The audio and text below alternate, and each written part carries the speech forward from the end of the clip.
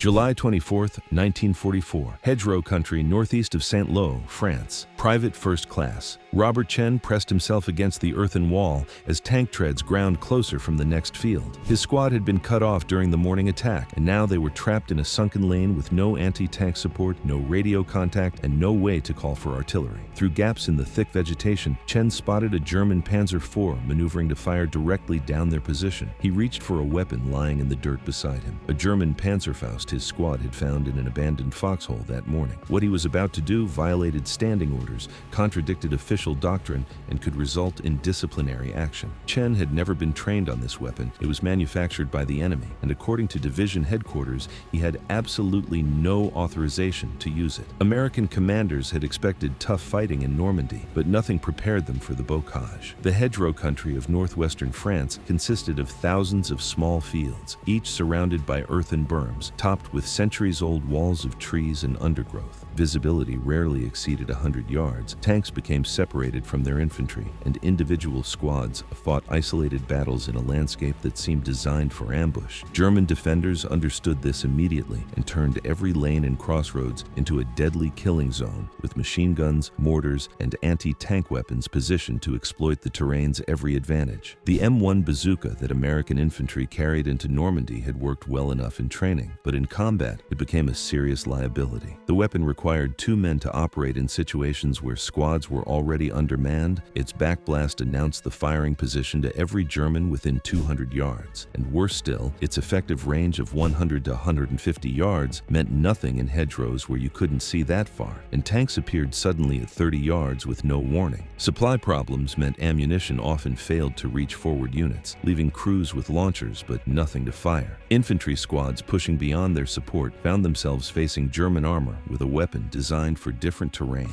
different tactics, and an entirely different kind of war. The 82nd Airborne encountered their first Panzerfausts during the Sicily invasion in July 1943, when paratroopers overran German positions and found stockpiles of a weapon they had never seen before. The name stamped on the tube translated to Armor Fist, and the design looked almost crude compared to American equipment, just a disposable launch tube with a bulbous warhead sticking out the front. No complex mechanisms, no reloading, nothing but the bare essentials. You aimed, squeezed a lever, and threw the empty tube away. The simplicity intrigued soldiers who had struggled with temperamental bazookas. Some paratroopers kept the captured weapons and carried them into subsequent battles, discovering through trial and error that this throwaway German design outperformed the sophisticated American system they had spent months training on. The most common Panzerfaust variant in Normandy was the Panzerfaust 60, effective to roughly 60 meters. The warhead weighed 6.6 pounds and could punch through 200 millimeters of armor. The complete weapon weighed 11 pounds compared to the bazooka's 13.5 pounds. Critically, it required no batteries, no electrical system, and no maintenance. A soldier could pick one up and fire it immediately. The trigger mechanism was brutally simple. Squeeze a lever that struck a percussion cap that ignited black powder propellant, launching the warhead downrange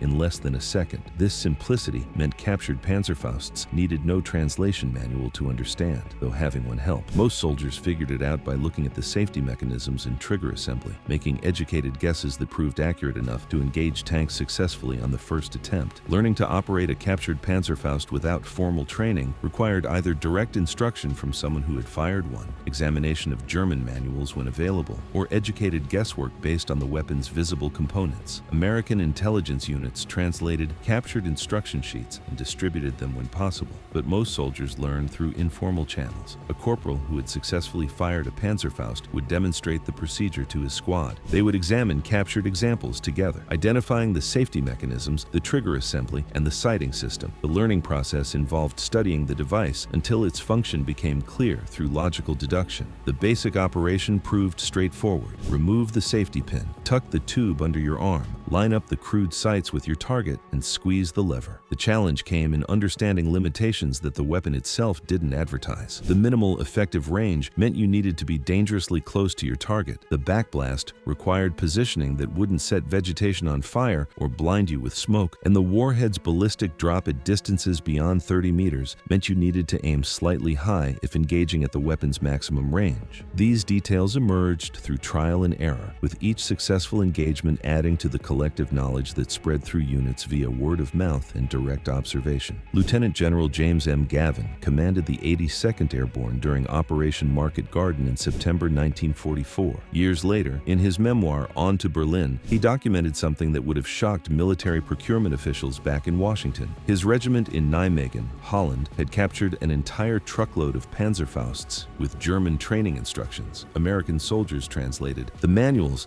and distributed the weapons throughout the unit. Gavin's assessment was blunt and unequivocal. These were the best anti-tank weapons we had for the remainder of the war. This was the commanding general of an elite American division, admitting in writing that captured German equipment surpassed anything the United States was producing, despite the billions spent on weapons development and the industrial might that was supposed to guarantee Allied technological superiority. The 82nd's experience wasn't isolated. From Sicily through Italy, Normandy, Holland, and into Germany, paratroopers consistently chose captured Panzerfausts over authorized bazookas when both were available. Veterans from the division later reported keeping German weapons in their equipment alongside American gear, a practical decision that violated no specific regulation but contradicted the spirit of using authorized equipment. When the division jumped into Holland for Market Garden, some soldiers deliberately brought captured Panzerfausts they had collected during earlier operations, considering them essential equipment despite their German origin. German factories were churning out Panzerfausts at staggering rates by mid-1944, producing approximately 1.3 million units per month. This industrial output meant every German position in France held substantial stockpiles, sometimes dozens of the weapons distributed among fighting positions and stored in crates. When American forces overran these positions, they found Panzerfausts everywhere, abandoned during hasty retreats, left behind by dead and wounded soldiers, discarded by troops who were surrendering or fleeing. The single-use design meant German soldiers often carried multiple units into combat, so a captured foxhole might yield 3 or 4 weapons ready for immediate use. American infantry recognized opportunity when they saw it and started collecting the weapons without asking permission from anyone.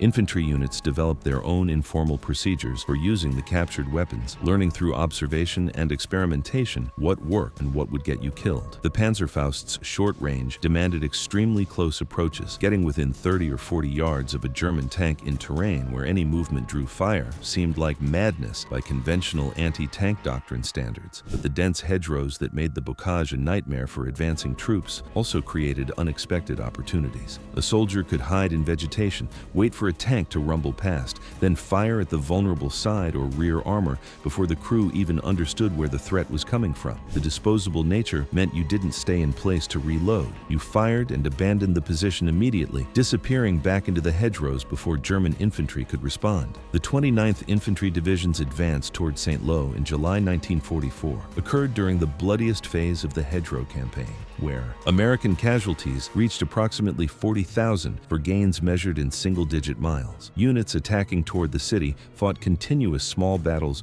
where squads and platoons engaged German positions field by field, unable to see supporting units and often cut off from battalion headquarters for hours at a time. In this environment, captured Panzerfausts became standard equipment in forward positions. Soldiers kept them in foxholes alongside their rifles and grenades, carried them during advances, and shared them based on who seemed most capable of using the unfamiliar device under stress. A typical squad might distribute 2 or 3 Panzerfausts among 8 men, with informal understandings about who would engage armor if it appeared and who would provide covering fire during the engagement. Using enemy weapons carried risks beyond the obvious danger of operating unfamiliar equipment in combat. The Panzerfaust's backblast created a plume of flame and smoke extending 6 to 10 feet behind the operator, which could ignite dry vegetation and announce your position to nearby German infantry. Friendly forces might mistake the weapon's distinctive firing signature for German anti-tank activity and call artillery on your position. Worse, carrying a Panzerfaust meant you risked being mistaken for a German soldier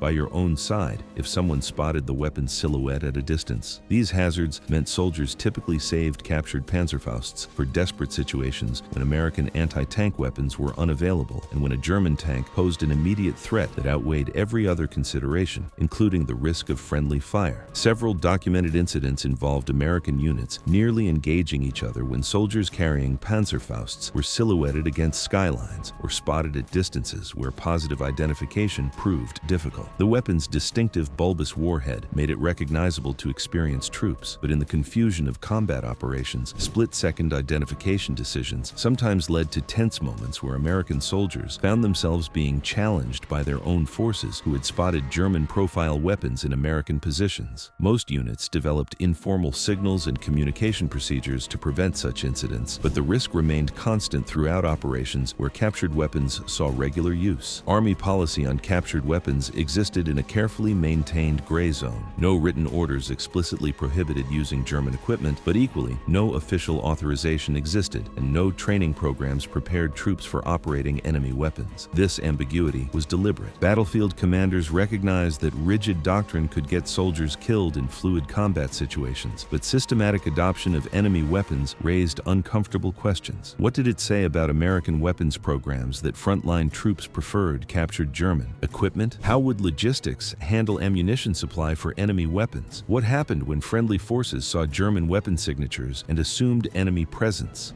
Battalion and regimental commanders solved this problem through a system of unwritten understandings. They issued verbal guidance permitting captured weapons use when necessary, while avoiding written orders that would create documentary evidence. This gave frontline units flexibility to adapt while providing senior commanders plausible deniability if questions arose. Intelligence officers played a crucial role in this arrangement by encouraging weapon collection for evaluation purposes. A lieutenant asking his company commander about using captured Panzerfausts might receive a response like, "Those weapons need to go to intelligence for assessment. Make sure they're available for testing when the evaluation team arrives." Everyone understood the actual message. Keep the weapons, use them when needed, and we'll maintain the fiction that they were awaiting formal evaluation. The practical result gave individual soldiers and small unit leaders decision-making authority based on immediate circumstances rather than formal policy. A squad leader whose position faced German armor attack made his own determination about using a captured Panzerfaust without requesting permission through channels. This decentralization reflected combat reality. Decisions often needed to be made in seconds, and soldiers facing immediate threats possessed better situational awareness than commanders miles behind the lines.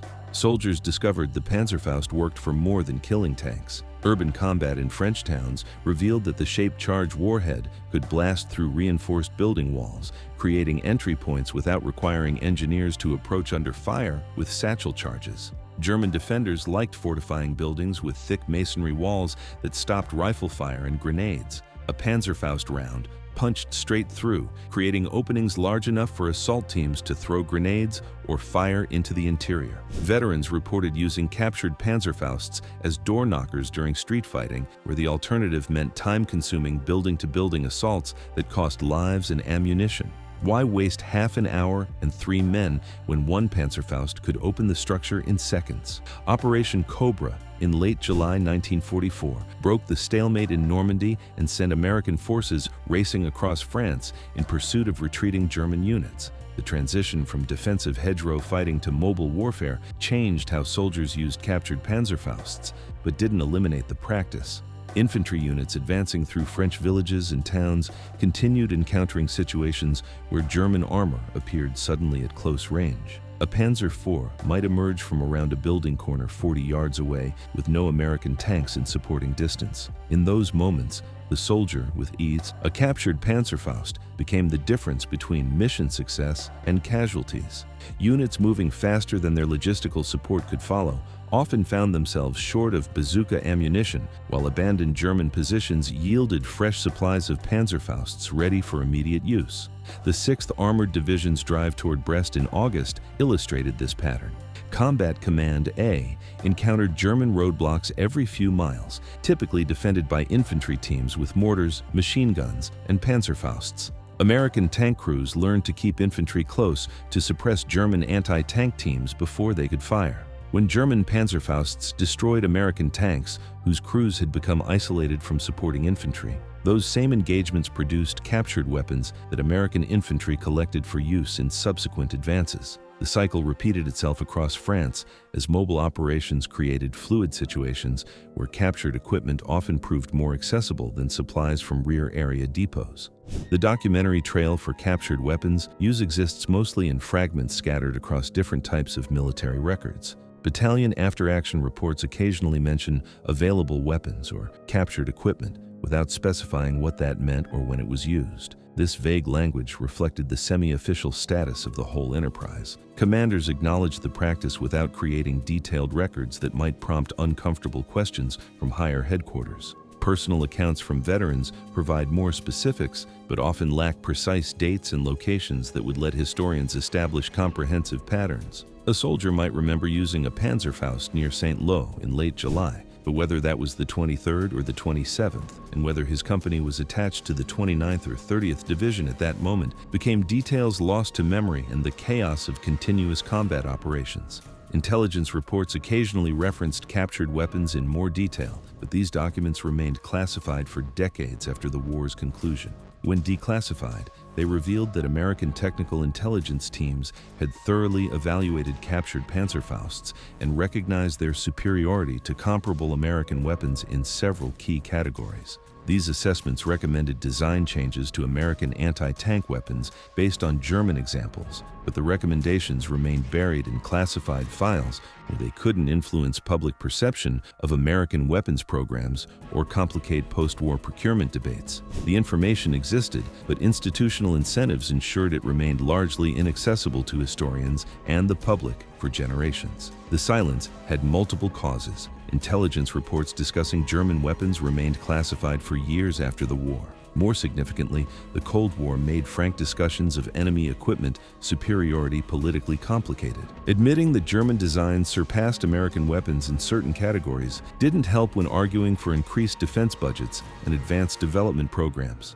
Defense contractors who had produced American anti-tank weapons had no interest in publicizing accounts showing German equipment outperformed their products. Senior military leaders who had approved specifications for American weapons faced potential embarrassment if detailed records emerged showing frontline troops preferred captured enemy equipment. The narrative of Allied victory through industrial might and material abundance served post-war purposes better than nuanced discussions about specific weapons where German designs achieved superior results. American soldiers' willingness to use captured German weapons despite policy ambiguity and tactical risks reflected straightforward battlefield logic. When facing German armor with inadequate anti-tank support, you used whatever weapon offered the best chance of destroying the tank and surviving the encounter. The calculation involved no ideological considerations about national pride or equipment preferences. A Panzerfaust, lying in an abandoned foxhole, represented immediate capability against an approaching Panzer IV.